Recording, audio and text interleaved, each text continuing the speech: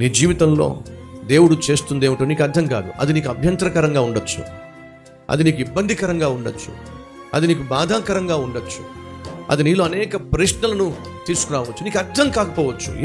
సేవలో కొన్నిసార్లు చోటు చేసుకున్నటువంటి సంఘటనలు మనకేమీ అర్థం కాదు. ఎందుకు దేవుడు దీన్ని అనుమతించాడో, సంఘంలో కొన్నిసార్లు చోటు చేసుకున్నటువంటి కొన్ని పరిస్థితులు అర్థం కాకపోవచ్చు.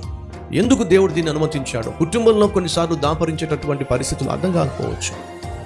ఎందుకు దేవుడు దీన్ని అనుమతించాడో, ఈరోజు నీ జీవితంలో చోటు చేసుకుంటున్న సంఘటనలు, పరిస్థితులు నీకు అర్థం కాకపోవచ్చు. ఎందుకు దేవుడు దీన్ని అనుమతించాడు అనే ప్రశ్న నీకు రావచ్చు. నీవు కలిగి ఉన్న ప్రశ్నకు త్వరలోనే నీకు జవాబు వస్తుంది. నీకు అర్థం కాని ఈ పరిస్థితి త్వరలో నీకు అర్థమవుతుంది అని దేవుడు అంటున్నాడంటే పాజిటివా నెగిటివా? చెప్పండి. పాజిటివ్ అండి.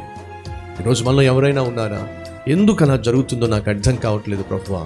ప్రభు అంటున్నాడు, త్వరలో నీకు అర్థమవుతుంది, త్వరలో నీకు తెలియజేస్తాను.